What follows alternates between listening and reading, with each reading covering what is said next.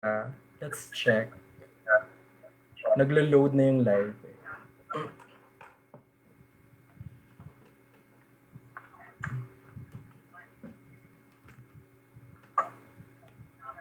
Loading. So ano, magsasawad na ba tayo? Lahat sabay. Pwede naman. Ayan, naka-live. Naka-live na tayo. We're live, I guess. Finally, naka-live na tayo. Okay, good evening, Sawadee-Kap. Ayan. So, all right, welcome to our first session of the Bruhaha BL Squad. Ayan. So, siguro we'll just have hi, ayan, hi. Before we introduce ourselves, we can probably have how do you call this? A short backgrounder of BBS, no? Hindi DDS, it's BBS, no? It's Bruhaha Boys Club or BL Squad, yan. To have or to give us a backgrounder, let's have Patty. Patty, ano nga ba ang kwento ng BBS? Go ahead. Go, President.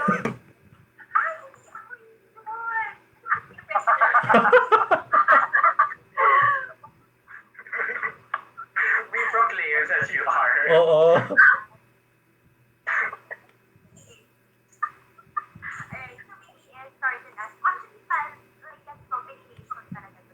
Yes. Before that, it started with us.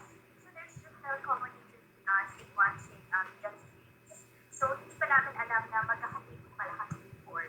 Na meron kami, na nag-share kami ng common interest. So it started with, well ako, I started watching together. Tapos hanggang sa, pinost ko siya sa Instagram story ko and then Ange got interested. And then pinanood niya all in one episode. And ang sama rin, di ba? Ha? 10 episodes all in one. Yes, 1 to 10. 36 hours akong gising. Wow.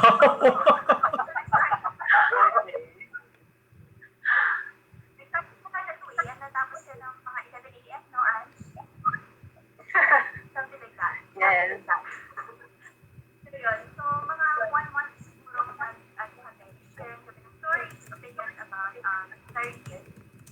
And then, si Ange pala, is also discussing yung things with si Maya.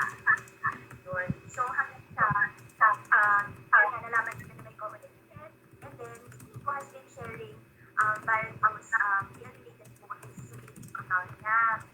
So with that, randomly nag-like kami ni Ange, hoping na mapapansin kami ni Nico, nag-like kami ng mga niya. Okay. Hanggang sa eventually, merong isang post ni Nico na nilike namin ni Ange parehas, tapos nag-comment ni Maya. Then, so nagkaroon kami na. So initially, it was called Parallel Talk Communication. Later on, it naging hashtag BBS. So there you go. Yan. Or thank Yes! Yay! So, we call ourselves BBS, no? Okay. Bakit Bruhaha in the first place? Mga bruha nga ba talaga tayo? Bakit Bruhaha? Oo nga. Sino ba nag-explain? Sino ba nagbigay ng ano na yon, suggestion na yun?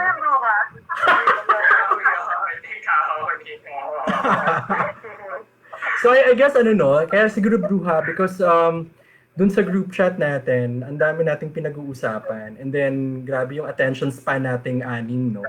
Iba-ibang information and then iba-ibang mga sources, no? So I guess ang goal naman natin dito is just to pretty much talk about anything about Boys Love series, no? And I think we are not only limited to the Thai BL series, we're also exploring Chinese, ano pa yung iba-iba, Japanese, iba-iba naman. But right now, medyo may fascination tayo for the Thai BL, no? Yan. So, sige, so we are the BBS, mga ka-BBS natin, hindi DDS, okay? Right now we'll introduce ourselves. We'll just do it, we'll just have a round robin of who we are. So we'll do it quite in a fun way, no? So we thought of, prior to doing this live, we thought of one character that would best describe us to introduce ourselves. Yan. So kami lahat nakaisip na yata ng mga characters, no, from the series. So sabi ni Maya kanina, alphabetical daw. So ang unang Mag-introduce ay si Maya. Na-joke lang. Okay, si Ange muna. Okay, go Ange. Ako na. Hello everyone, I'm Ange and I entered this BL wormhole just this quarantine. As mentioned by Patty, my first BL series is Together. So, bandwagoner ako, joke. And then, I'm a BL character. I think I'm a mixture of Tyne and Third. Oh. Yes. But, I'm pag-good, pa-bebs, and i-drama queen. Joke. Yes. So, mahilig ako magbasa. So, so, yeah. So, sino si, Next. si Tyne from Together, no? And then si Third from Theory of Love. Tama? Yes. Yes. Okay. Siya yung pinaka-drama queen sa lahat ng napanood. True. Okay, thank you so much, Ange. All right, who's next? Me, I'm next. Maya. Okay, go Maya. Maya. Hello everyone. I'm Maya. So, I only entered the BL world siguro 3 months from now. So, like Ange, I only started quarantine. So, BL really kept us in during the quarantine. True. So, yun. And I'm really, really happy with the group kasi Yes. when watching BL, we have a lot of pent-up emotions. So, yeah, when we talk to each other, it's like a lot of emotions exploding. Diba? And it's really fun to execute.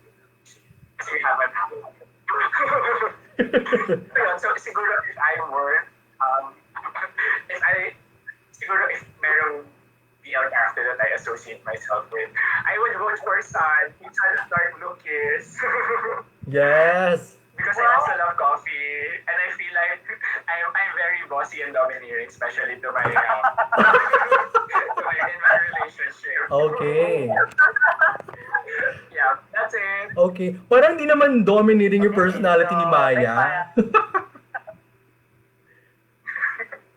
Bakit sa side of them we haven't seen yet? Right. Oh. Something that we will explore sa group. All right, thank you so much, Maya. Let's have si Mike na ba? Mikey. Yes, it's Mickey. Alright, so, siguro my introduction into the BL world was really a movie. It was Love of Siam. So it's one of the Okay. classics. And it's a coming of age story about two individuals discovering who they are and how one person can mean more than just a friend to them. Diba? Now, during the quarantine, I was able to watch more, of course. And if I were to choose one character from the entire BL, what do you call that, world, for this particular session, I guess I chose someone from DBK. Okay. Because that's our topic for today, right? So Right. I chose Rain, or sometimes Lane, depending. Because he's a younger brother, right? And I'm also a younger brother, and I also have an older sibling who I may disagree with at times, and who may rub me the wrong way at times. But at the end of the day, we're family, and when we talk to each other or when we, let's say, interact, so it always comes from a good place. Right. And alam mo yun, at the end of the day, magkapatid pa ito, mahal nyo ito. So that's why I Ay. chose. Nakakaiyak. Grabe. Thank you, Mikey. Ayan, we are now joined by Mark. Ayan, kakapasok lang ni Mark. Hey, Mark! Yay! Oh, ano yung question for Mark? Yes, sir, I'm late. It's okay. So, ayun, parang we were just introducing ourselves, no? Have you thought of a character from one series? You can just randomly think of a character siguro, and you can probably introduce yourself. So, sino yung character na yon that would probably the best describe you?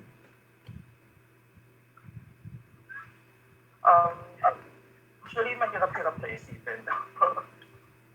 But siguro, yun nga, since TBK yung topic natin for tonight, I chose Tay. Sorry, may tumili naman yung Tay. Sorry, kasi Tay ako.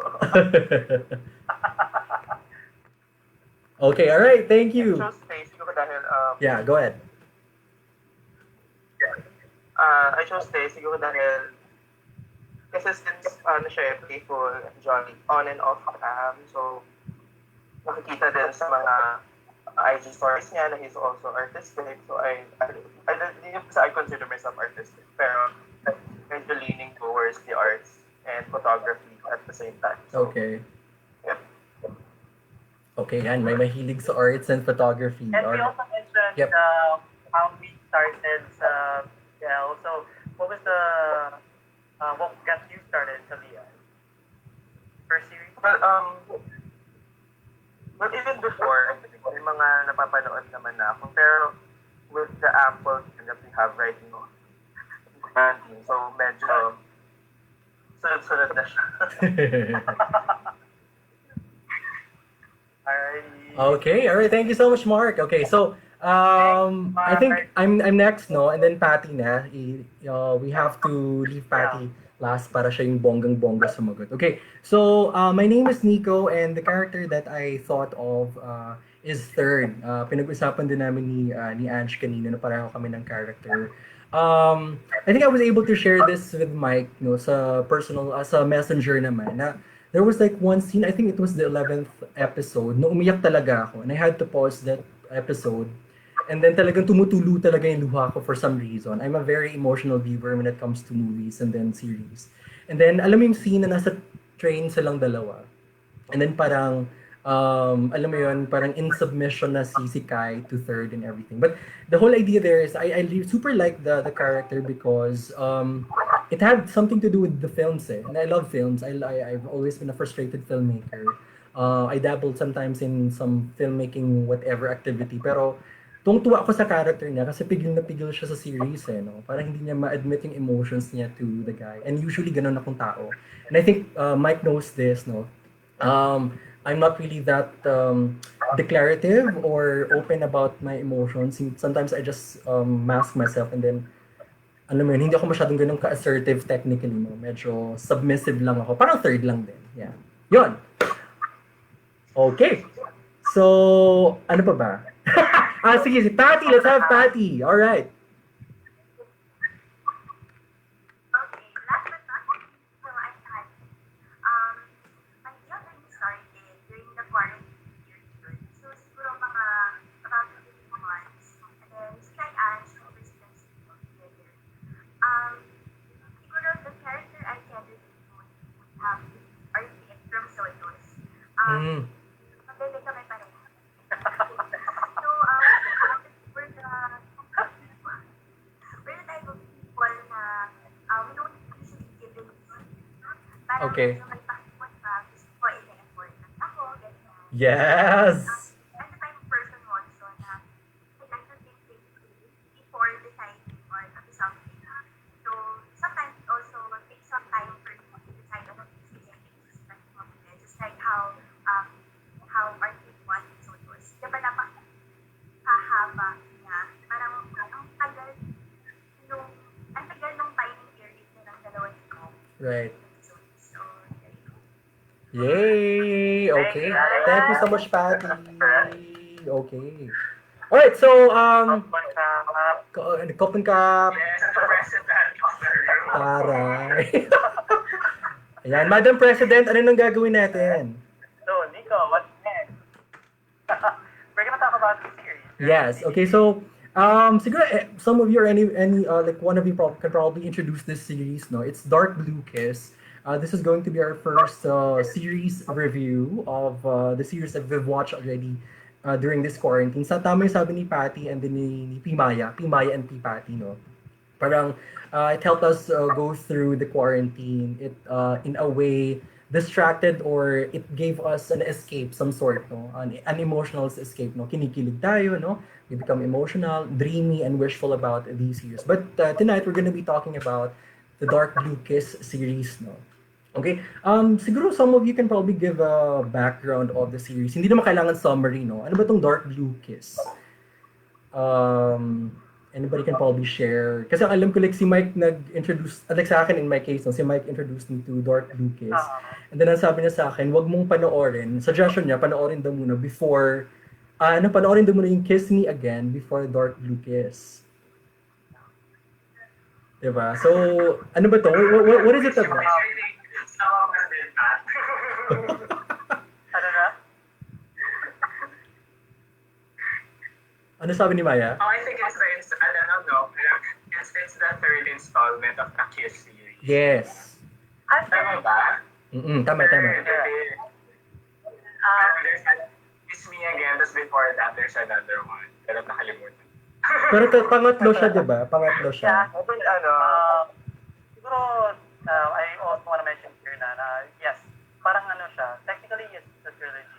Mm. However, the main characters of Dark Blue, Stay and You are not necessarily the main Right. characters in the two previous Correct. installments. Diba? And Correct, if you really watch them, they don't necessarily follow the timeline, or Okay. there are plot points that are inconsistent.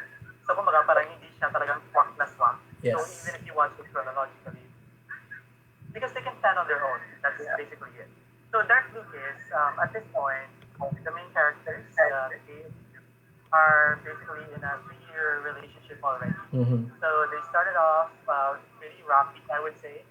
And at some point in their relationship, they were pretty violent before they got together. So Dark Blue basically starts off with them being more senior members in high school na, di ba? Okay. And then New, the tutor, right? And he basically has to start tutoring this kid whom they had a disagreement with, so they didn't get off on the right, on the right foot. So bale, naging balakid yung batang to, si Nor, sa relationship ni Kay and Q. So that's basically the premise of the series, right? Yeah. There's this third party who is disrupted just between Kay and Q. And yeah, so Actually, when I think the conflict talaga revolves on Wong still parang closeted from his mother. Right. And actually, both of them, di ba? Yeah. I think si Mark, may sinasabi kanina. Si Mark ba yun?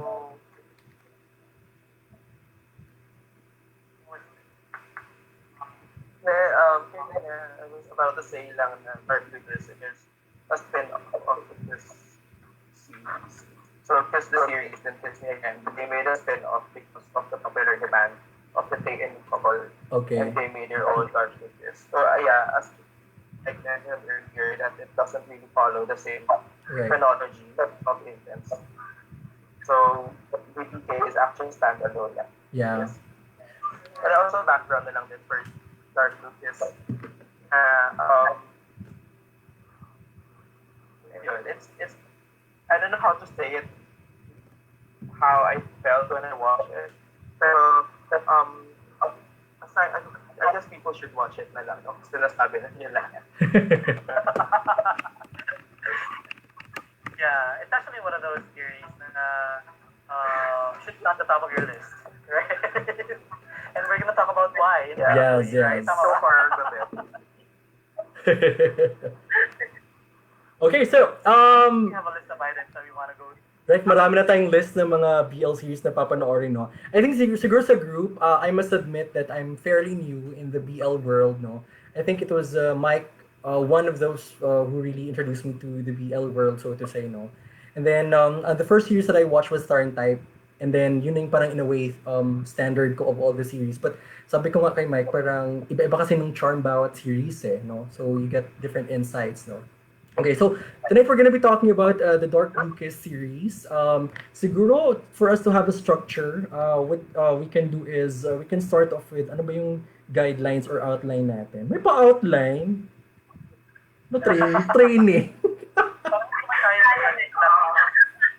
Career tayo, guys. Career. Yes, ano ba to? Sige. We can start off with, and we can just siguro parang, parang like shift from one area to another, depende. No? We can probably start off with the insights on plot development. So ano yung kwento at yung story, di ba? Then we can then talk about the characters. No? Insights on character development. Did we see some sort of evolution or change in the character? May nagbago ba? or talagang nag-plateau lang yung character niya. And then next, we can talk about the quality, like in terms of the soundtrack, even yung mga shots, ganyan. Did you find these shots nice and effective? Ganyan.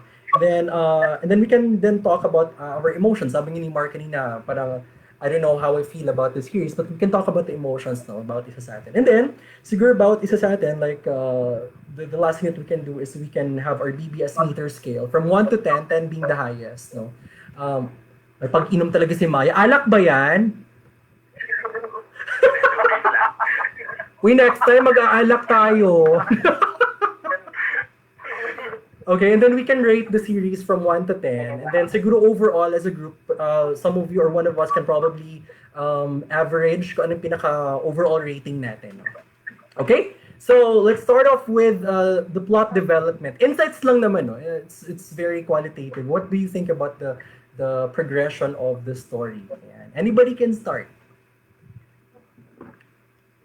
Ako, I think, to be honest, at first, the first few episodes belong to Sunmark. Ay. Actually, because I was more invested about their story at first. Like, probably episode 1 to 6 siguro. Tapos, medyo nag-factor din yung super crush ko si Pisan. So, not that I was not interested about the Cow story. I guess, mas exciting lang for me that usually yung start of relationship or ligawan stage because that was already in a relationship. So, yun. But then, episode 7 afterwards, or when the conflicts like started to unravel, nag-catch up na sa akin si Ikaw. And grabe, yung nag-start talaga doon yung sa surprise scene. Parang from there, okay, sobrang invested na rin ako kay Ikaw. And then, I really like how, well, the relationship of Ikaw, I really like how it's quite simple but realistic. Mhm. So, parang in a relationship, I was actually able to relate to some of their conflicts. Right. So, and then, yun. Actually, ang regret ko lang talaga, as mentioned earlier, I watched din kasi the first before Disney again. Kasi when I watched Disney again, I appreciated more yung Ikaw story. So, there. So, that's my opinion on the plot. Okay. Wait, I want to jump off naman. Yes, go ahead, Tati. Yes, go ahead. And then, go ahead. Okay. Because you mentioned yung investment in the relationship of Sun and Mork, diba? And then eventually, kung kay Pika. I think because Dark Lucas, the premise, they were already, Kay and you are, Pika are already in a relationship. So, kumbaga, yung mangyayari na, whatever happens in that relationship is basically just parang a continuation of something that is already there. Whereas yung kay Sun Mork, bago pa lang, or it was that's why I think that was the focus initially, no? But I think most of the storylines were fleshed out really well. Like my progression, my development, diba? And then and this is going into characterization already, but you can see the change in, let's say, Mork, once he started to get to know Sun. Right. And also Sun, in turn, was also changing because of his relationship and his building relationship with Mork. So, I think the relationship angles were done well. There was one plot development, I think, that could have been handled a little better. Okay. And I'm talking about the controversy between How and Non. Right? Okay. Because Non accused How of taking, that he was taken advantage of. Okay. Tapos parang hindi masyado napakita yung possible consequences.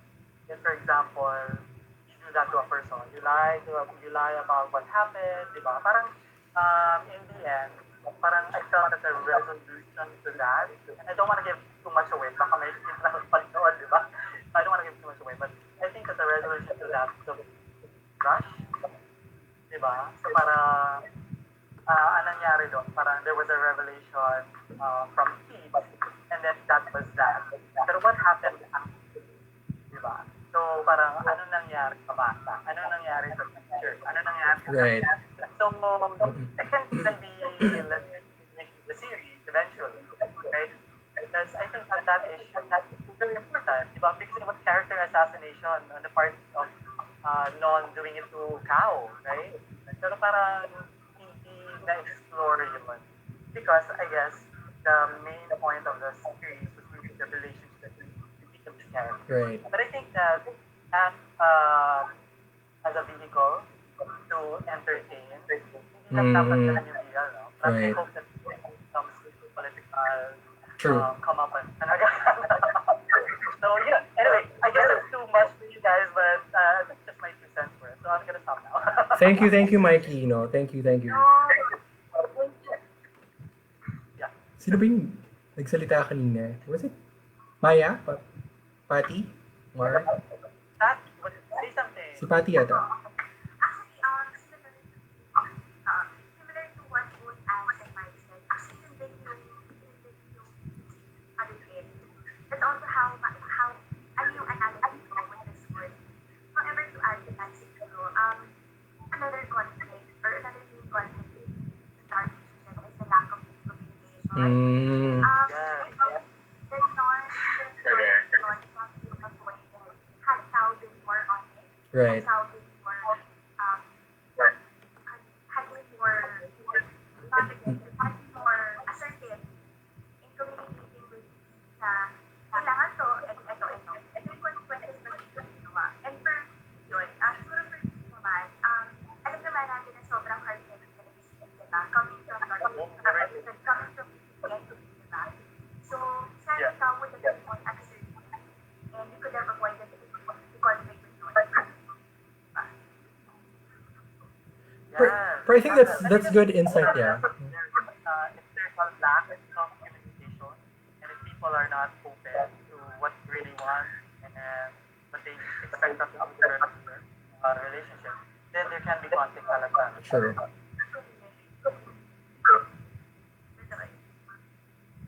about you guys? Wait, ako naman I'd like to comment lang.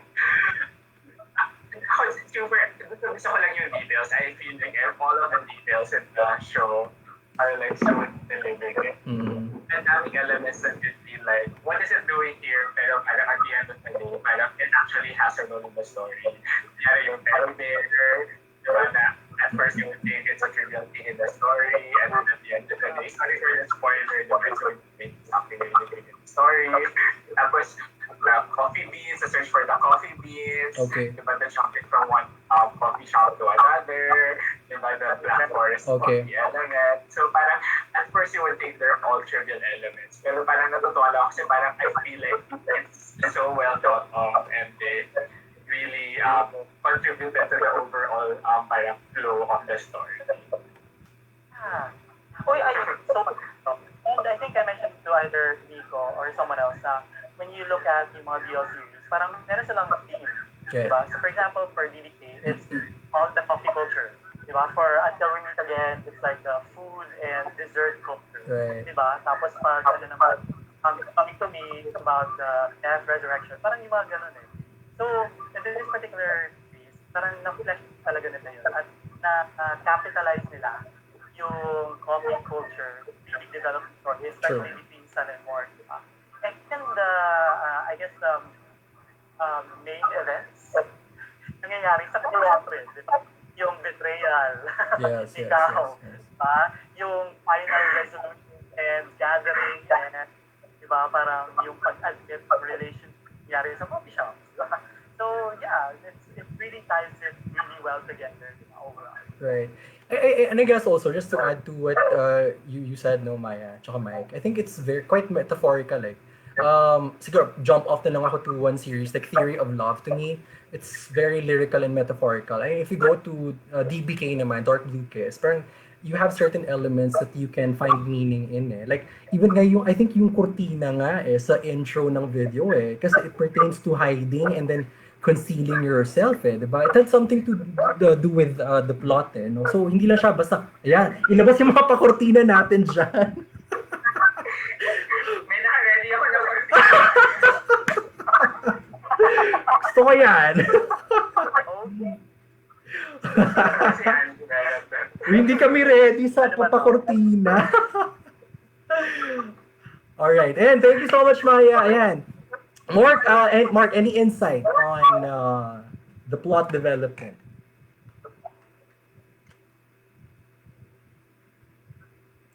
Ako ba? So, Yes. Okay, mas bukay yeah, din. it's purple.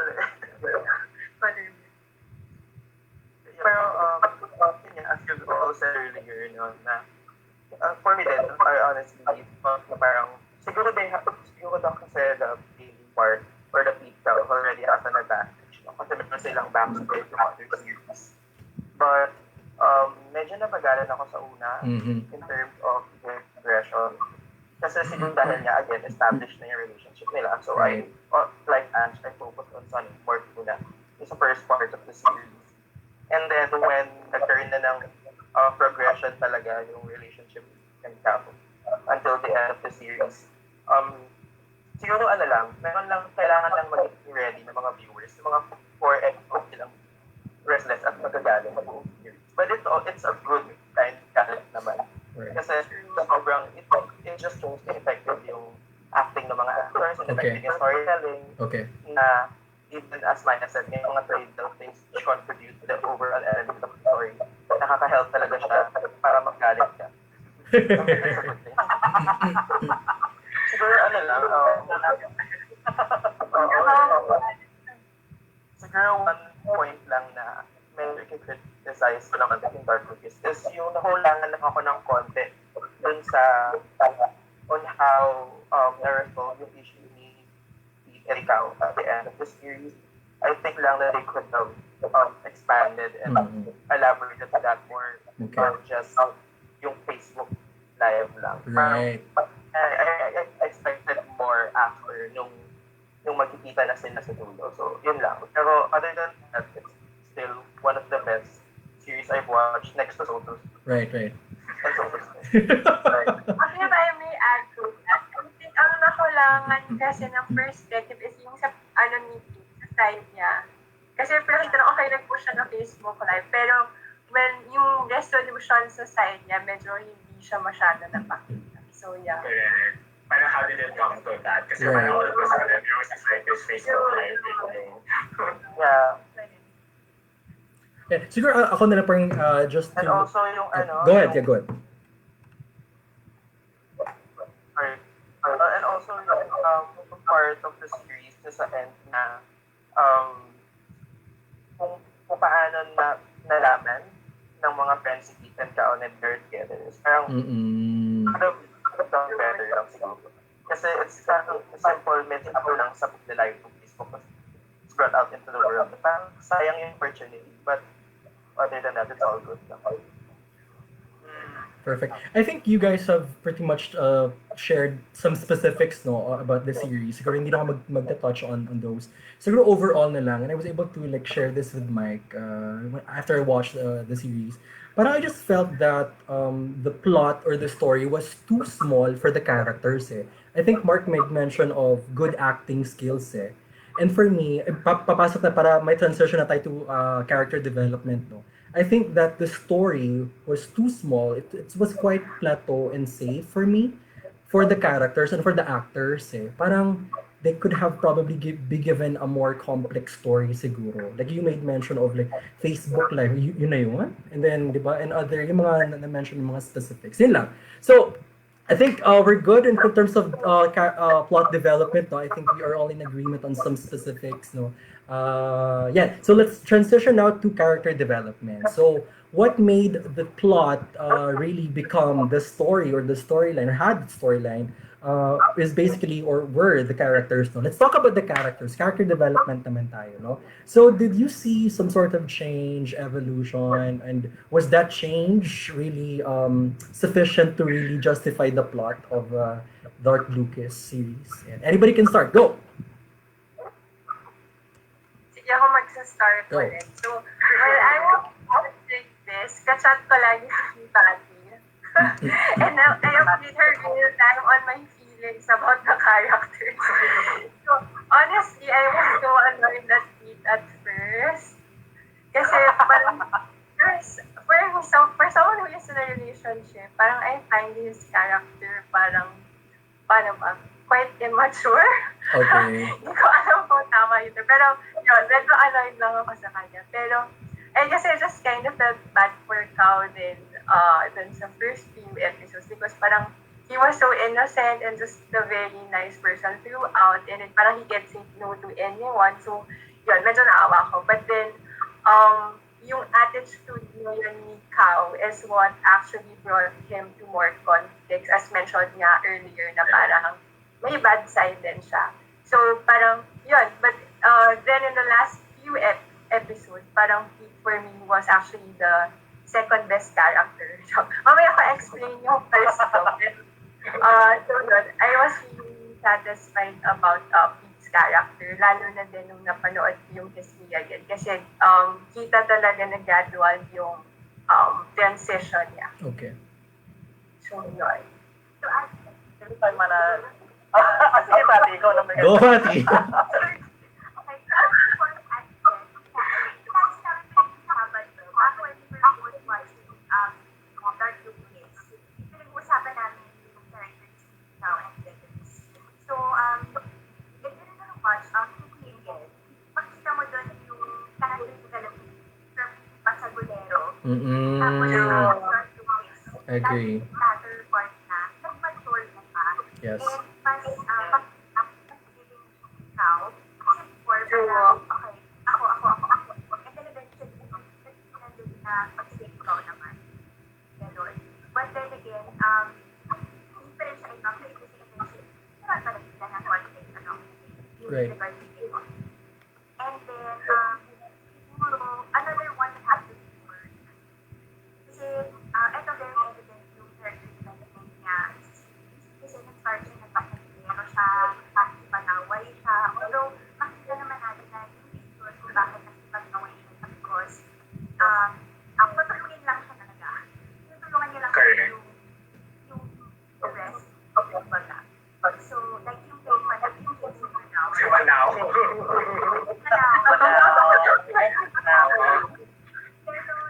Pero, nag-promise, at pagka tayo nag-promise siya ng God na kung siya makikipag-away, nakita naman natin na talagang kaya nga, kaya siya, talagang akalagyan. But in turn, yung sort so, yun. Ang ganda din yung character nila. From seeing a dog, to someone na, someone how to down. Yes.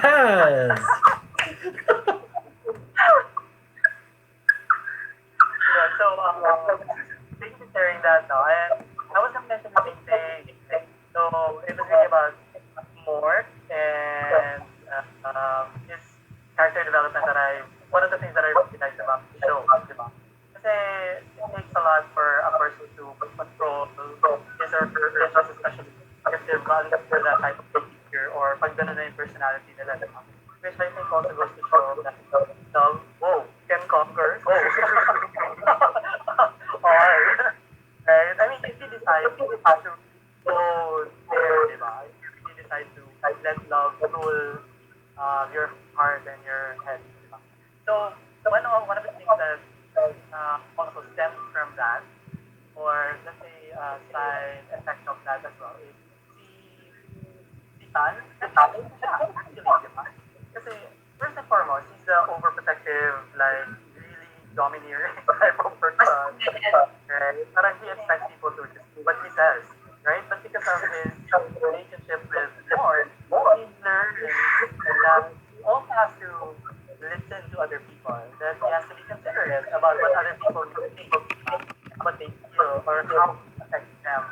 when he goes into this like sun mode. So there was also a change in his behavior or in his personality there. I would have to admit answer to that. I think Patty mentioned this din. Parang historically, nagkaroon ng character development si the other installments of it. Yeah, no? But I think here it was a little more like a throwback to a previous, like what he said or what he wants go. Alam mo yun? So that's why Cao was compelled to behave the way that he did because he knew how he would react. If, for example, he could tutoring noon, di ba? So that's what he was doing. Kasi alam niya na kung paano magre-react at ano yung gagawin niya. Diba? And so, I guess, there, again, we're gonna talk about the lack of communication, hindi masyadong na-impress ikaw na I'm doing this because my family needs this. Because, number one, my mom needs the promotion, and then my sister needs the money because she's studying abroad, etc. So, this is something that I have to do. But because you don't like it, I don't like it for me. Right. So, like that, like Anne said, that's where all of conflict started from. Because basically, was was standing his ground. Na parang no. If I say no, don't do it. Parang I can just pay you, etc. and so forth. But that's not the point. Parang now has to do it on his own. He has to support for his family, and he has to do it with the means that he knows how. But in the end, a slight shift the character ni Patrick, because remember that scene wherein they talked about it, we realized that don't ever lie to me. So it wasn't totally about the guy that Cao was teaching, but it's about you being straightforward with you. Mm-hmm. So yun. So medyo nag-iba yung perspective ko sa kanya there. Right. Pero ultimately, this step was medyo ano siya eh. How do you call that? I forgot the word right now. Pero it's about his inflexibility. Mm-hmm. Yun. Alright. So, overall, again, we go back to the plot development and the plot progression. It was really about communication. Right. So, yeah. Communicate. That's very important area. Okay, thank you, Mikey. I agree with that. Sino masasabi ko? I agree lang daw. 10 minutes later. Shy. Yeah, chai.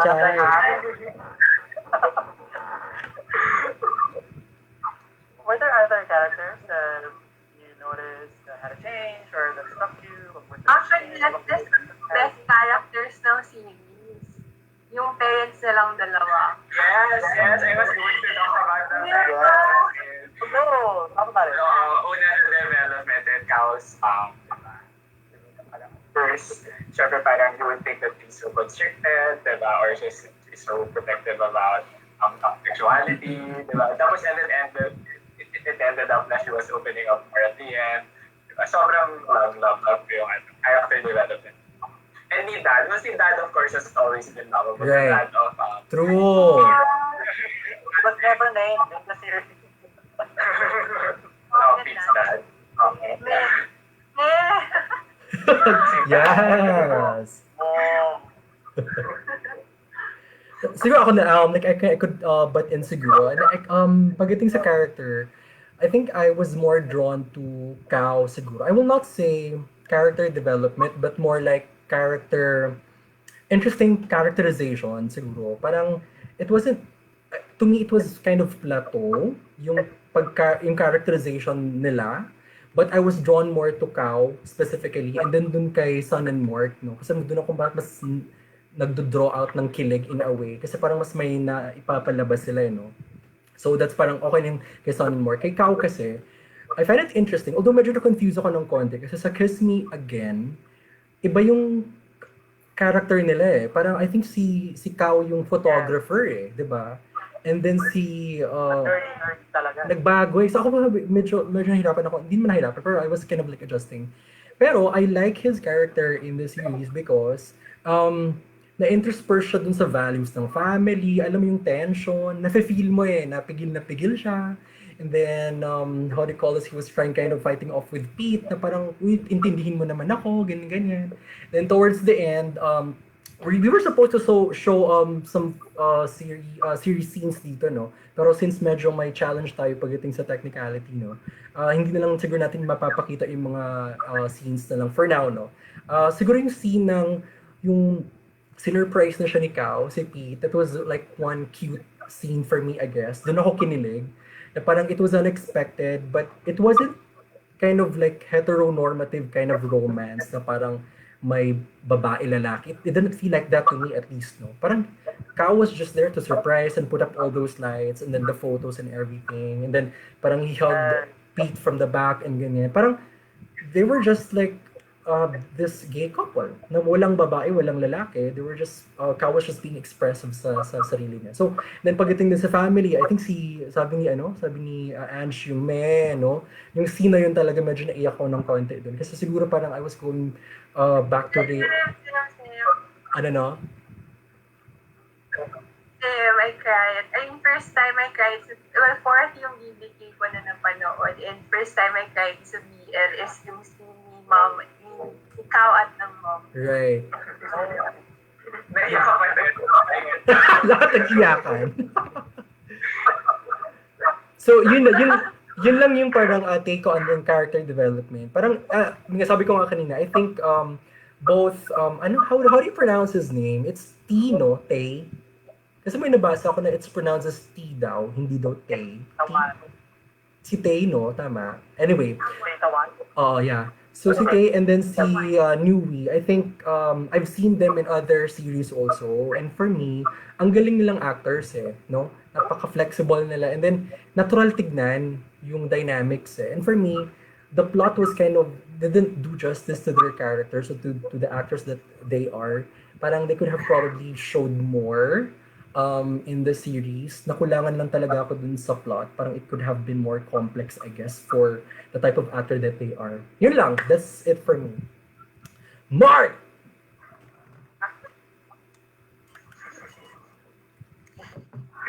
Agree.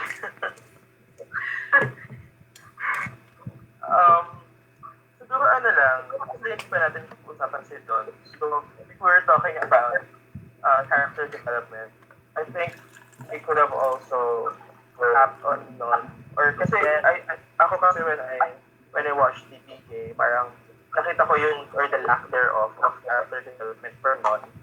Siguro, I don't know, kasi they give the character of Non that much responsibility or to influence that great much of the story. So I think they could siguro redeeming actor or yun lang yung sa after the confrontation, after everything, I kind of expected lang something from the character of Non to at least open up to his faults para hindi siya tatag as just a spoiled brat. Right. That's a point, no? Kasi parang we see glimpses of why he's like that when, for example, they're at Non's home, di ba? Or nandun sa office or office. Parang may interaction between them. So tama, yeah, parang it could have been more explained, I guess, how he got that way. And tama, usually mga BL series may mga redeeming scenes din, na parang may resolution din. It's not like best friends kayo. Parang there's still resolution, like parang an acceptance of the existence, of what happened, etc. Parang here, that was lacking. Right. Yeah. Na siguro parang, sige, go, Ange. Because there were scenes. Go! Sorry. And kasi there are scenes na medyo naiintindihan, especially with scenes with his father. Pero lang, they could have asked lang na para nang naiintindihan ng tao na may side din yung story nila kung bakit niya nagawa. I'm not siding with him, I really hate Pero, sabi lang, sana na-redeem na yung character. I guess that's one of the things in limiting if it's a 12 episode. Right, right, Because right. parang you can only cram so much of the story and of the characters to those 12 episodes. So maybe it was developed or maybe it was shot pero hindi lang nakapunta sa final cut. Diba? Right. Part 2, we need a part 2. Totoo yan, totoo yan. Pero siguro Years later, siguro pa ng observation ko lang for sa series, no? Kasi I watched yung Kiss Me Again. Parang it had the same feel to me, ha? Baka it's a production thing, that's why they did not push the characters too much. I don't know, baka ako lang to. Na parang, sige, ito na kasi yung nakasanay natin.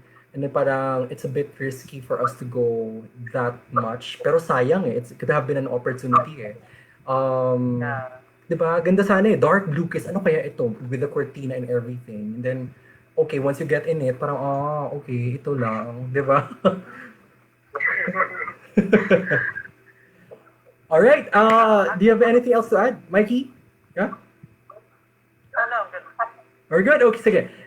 We'll jump off to, ano ba yung next natin? Quality of the series, no? Siguro we can probably just nitpick some OST soundtrack, like shots, whatever. How do you feel about the overall quality of the series? Sige. Okay. Compared with the other three in terms of the production class, of the team, but especially I love the OST. The title is Okay. So parang there's Nag-research.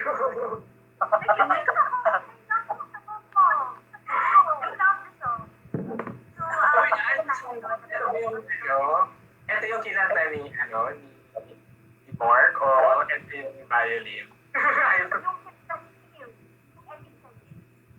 Ending credits. Oh, okay. Iba. Research.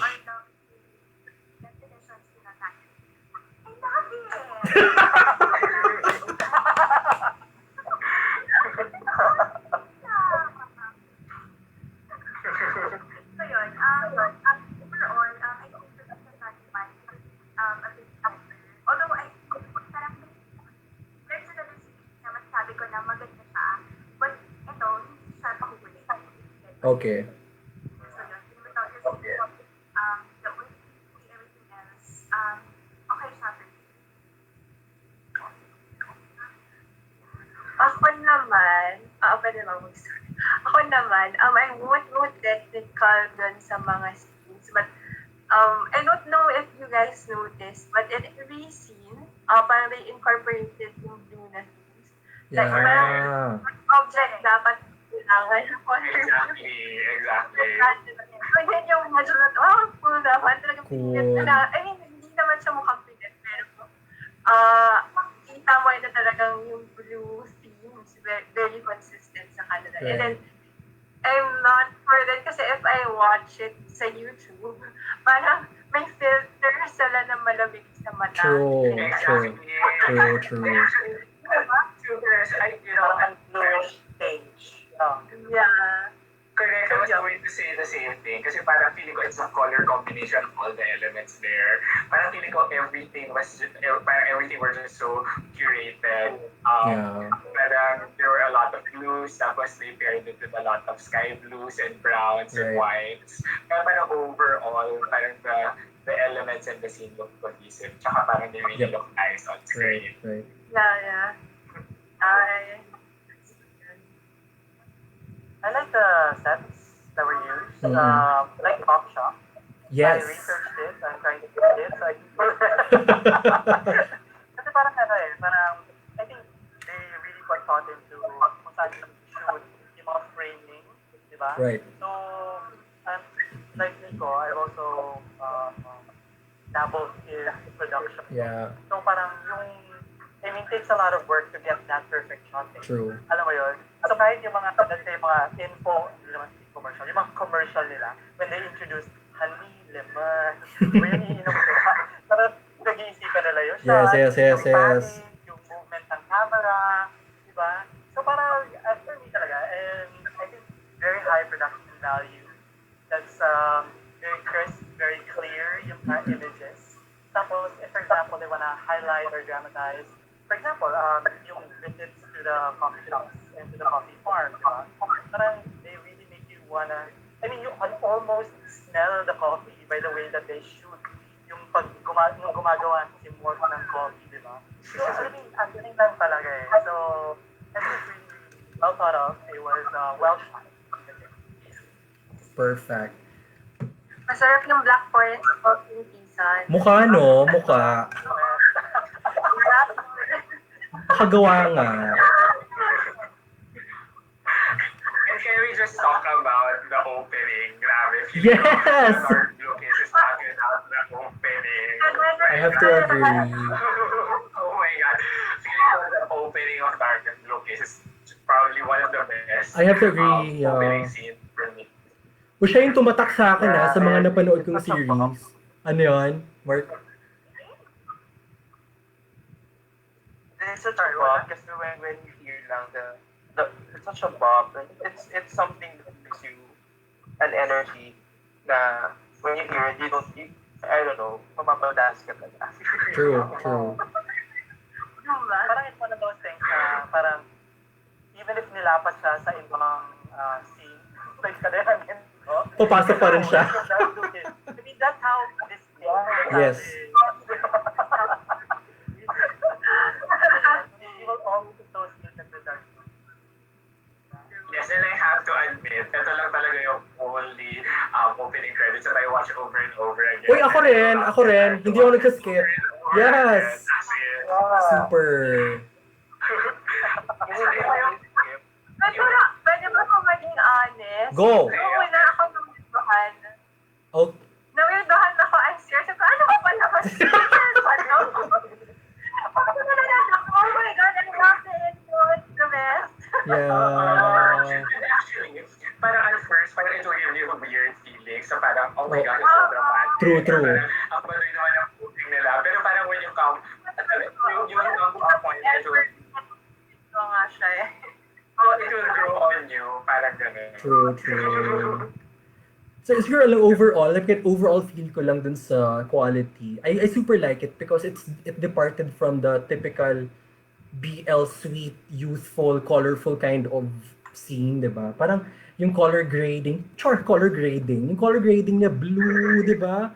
May ganung elemento ng film na pinasok yung cinematography and everything. Parang it felt mature to me Plus the opening pa. Tapos yung takbo ng series pati yung mga shots, parang I think they stayed consistent with. Compared to Kiss Me Again, parang cutesy, fun lang yung series na yun eh. But Dark Lucas was kind of mature, it's kind of serious and dramatic eh. And I think they stayed consistent and true to that eh. Plus the cortina, parang consistent siya eh. So, yun lang. Okay, so we are now down to our last, ang dami nating, yes, go ahead. Sorry. May pahabol pala ako. Go! Siguro, I just remembered kasi, and this is going back a little bit to characterization and character development. A lot of the BL series that we watch and a lot of the BL series that are out there basically have main characters wherein they associate themselves as straight. But then, this one person comes along and changes Right. their sexuality. But when they're asked, are you gay? They usually respond with, no, I just love the person. This particular person.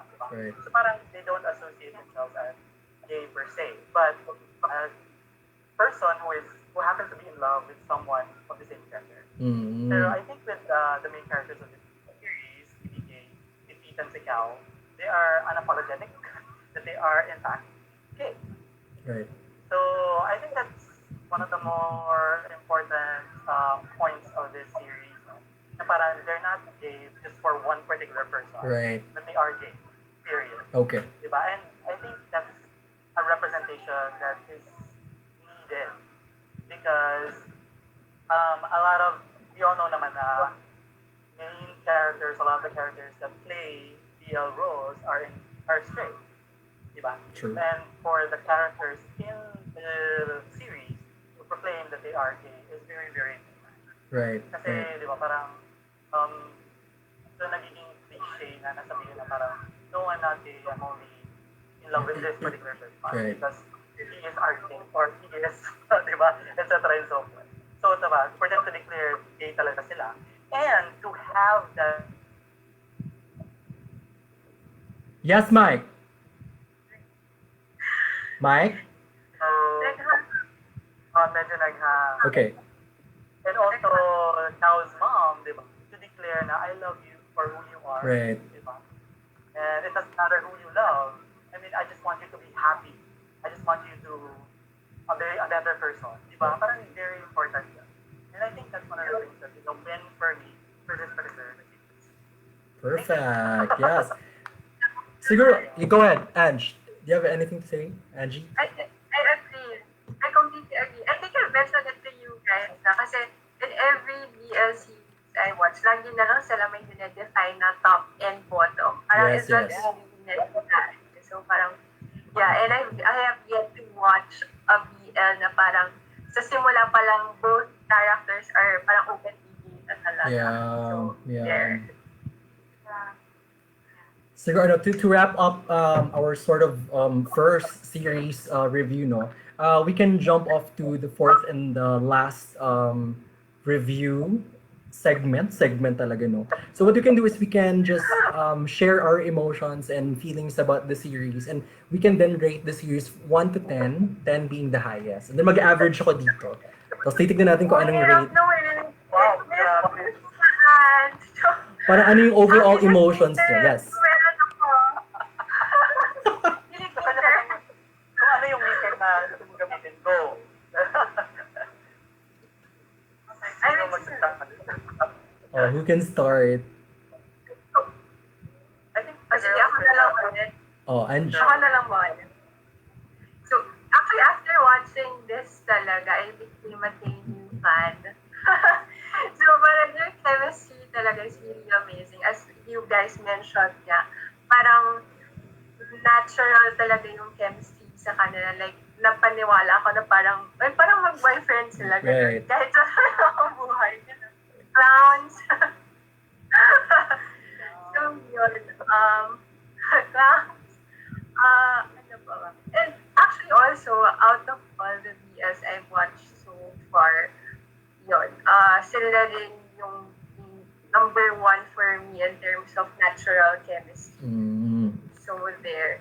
And I will rate it based on my happiness meter. Happiness meter, okay. Siguro mga... mag-rate na ba? Or mamaya na? Sige, go, mag-rate ka na para ano. Mag-rate na. Yes. Rate na tayo, rate na tayo. Ang hirap. Hindi ko pa ito napag-isipan. Spontaneous Baka thought. 8 or 9. Oo nga eh. 8 or 9 siguro. Pero it's actually my second favorite na BL. Okay. Alright. 8 or 9. 8 or 9, sige. Okay. Are you leaning more towards more of a 9 or towards more of an 8? More of a 9. More of a 9, sige. Okay.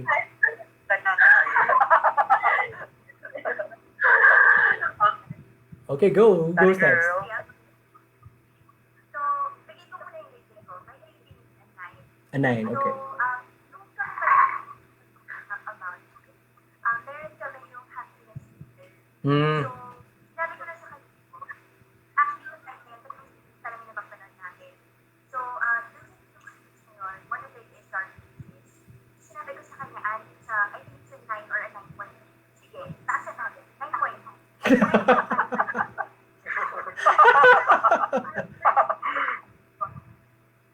Well, oo, 9.5 sa time na yun. So, with ES meter, I think it's also 9.5. Because, in terms of the technicality, na-fulfill na yun. Mm. Sabi ko nga kanina, may mga things na when talaga, ay pinapapahuli doon. Aside from that, I also love, as Ange mentioned, the natural chemistry between 16 to 1 sobrang grabe yung thing talagang one level yung thing ko to the point So, yun. Oo, kaya nga ano eh, medyo wala kami lunch nung Saturday kasi kaabang na kami sa Twitter ng updates. Ganun level. Wow! So, yun. But anyway, Yung kanya. Yung kapuluan. Pa-share naman ng account. I got you. There's a 9.5%. 9.5, okay. Alright. Next one. So just to summarize everything, magaling production value, the actors were also good to the point na sila talaga ang ganda ng on and off chemistry. I mean, comparing with other actors na friends na sila for the longest time or naging friends pa lang sila and na-even level. Yeah. Okay. Thank you so much, Patty. Ayan. O, sinong next rater natin? Sorry? Sinong next rater natin? Maya ba? Maya? Is it Maya? Nanangalagan eh. I don't know, I super duper love this as in. I Okay. give it an 11. 11? Okay, 10. 10, okay. Okay, I will give it a 10. I will give it a 10. I really, really love them. As in, feeling ko, this is really so relatable. So, Okay. parang feeling ko yung conflict nilang Right. couple. Diba, the couple of, the conflict of Sun and Mort, tapos the conflict of Ethan Cow are both super relatable. Na parang feeling ko, if you're not a gay person, you will still be able to relate because Oh. those are some of the common problems that you have in a Yes. relationship, diba? Parang it's the contrast of attitudes, True. diba? The wanting of feeling to be recognized in the relationship, diba? And I guess that's what everyone needs. And parang feeling ko, and what also makes it relatable to a lot of people. Kaya super duper love it, super duper love it. Sorry, I'm also very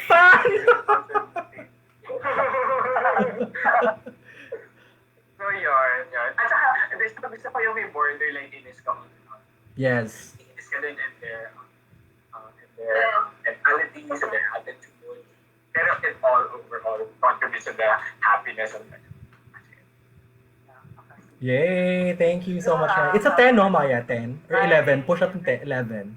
10 tama, 10 kayo. 10 kay Maya, okay. Ten. Kasi yun yung feeling natin. Siguro ako, I'll give it a 9 Okay. for me. And that's because of everything that we mentioned. The actors, the acting, the scenes, the shots, the production value, etc. And it's missing that one because of all the things that we mentioned as well. Yeah. You know, some of the plot, some plot developments that needed to be there or we wanted to be there. Some of the character developments that we also wanted to be there as well. And overall, it's a 9 for me as well because I've seen a lot of PRGs. And this is definitely in the top tier. Man. Yeah. So, I guess, I don't know if I'll ever find a 10 for me. Kasi parang, I guess I have yet to find that series that will hit all of the points for me. Right. Diba? Mhm. Maybe in the future, we'll see. So for now, I'm giving it a 9. Thank you. Okay, thanks, Mikey. And Mark, go ahead. And I also give it a 9. It should have been a 10. It should have been a 10, pero yun lang ako sa dulo. But I give it a 9 because all the elements and all the ideas are well thought of. So super nakikita na pinag-isipan and well curated yung lahat ng ideas, set, color, and everything. Yep. And super relatable din yung story as Maya mentioned earlier. Kasi siguro din there's a scene with the mom. So that's something kasi na very close to heart, especially for us. Kasi siguro kaya siya relatable and that much impactful for us. So that's what we also want to experience. Right. Like, we want other people then who are struggling the same thing to experience. We want to normalize it. So it's a brave move for them to tap into that aspect para to make it at they contribute na it's normal. There's nothing wrong about being gay or whatever. Yeah. Okay, thank you. Sana all That's true. That's a 9 o 9, Mark. Oo. Nine. Yung unang butal ni Mark Sinon. Sinon talaga. Siguro ako naman, like, ako I super like the series. Siguro one of the top 5 for me. I have other series also na nasa top tier talaga, pero isa to sa top talaga.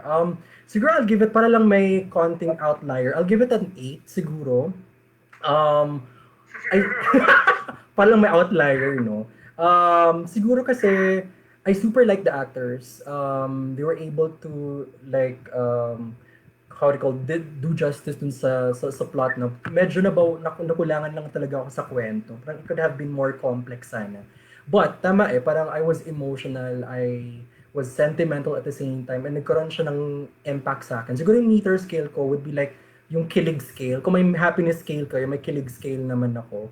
Parang yes, yung kilig kasi sa kanilang dalawa between Kao and T, parang it was a different kind of kilig. Hindi siya yung heteronormative kind of romance na may babae lalaki. Kasi pareho silang lalaki and they're exhibiting or showing behaviors na talagang they were just guys anyway.